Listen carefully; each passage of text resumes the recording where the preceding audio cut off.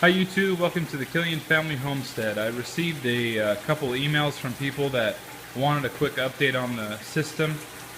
Don't really have a whole lot to update on, but just a couple of particular items.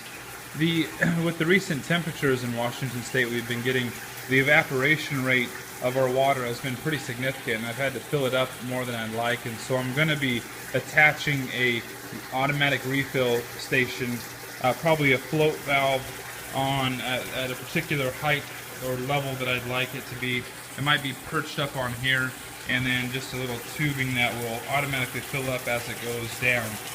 The key that you see here is that these backflow stop valves for some tanks work really well because it has a hole that shoots out, so that what I can do is I don't necessarily have to turn off all the pumps or unplug the pumps.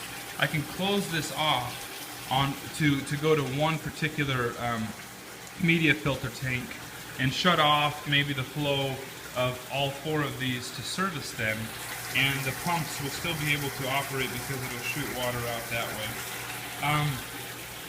So everything has been running for steadily. No, I haven't turned them off in let's see, it's probably been 5 to 6 weeks or so, and everything's going really well. The fish are doing their trick, eating and living within each one of these bulk tanks. You can see some growth. The solids lifting outlets here are doing their trick as well. As the discard and feces and what have you settle to the bottom, it gets sucked up through there. The 3-inch backflow lines have worked out really well, and it's exactly what we needed. I added a tertiary return pipe from the radial flow filter back into the sump tank here. You can probably tell from the video that there's a lot of noise right now. That's simply because the water level in the sump tank has fallen below the little escape holes in the backflow stoppage valve, so to speak, down below in the sump tank. This right here is really warm. I don't know if I like that, how hot that's getting. But anyways, I need to do a little video clip on emptying out this radial flow filter. You see that clear stuff is the bottom of this tank, and all of that stuff is the solids that have been collected by this program here.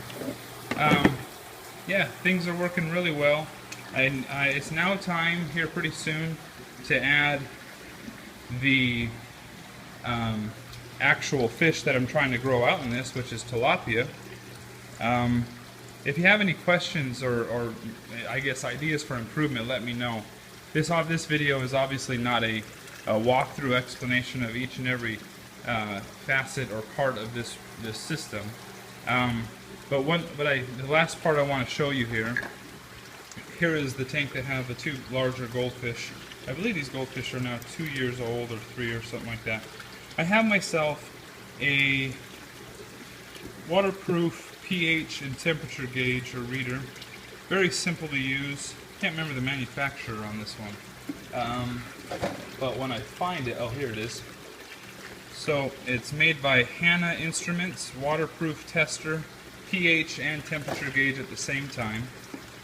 Okay, so when I first started out this system, as I told you in a previous video, I had significant pH issues.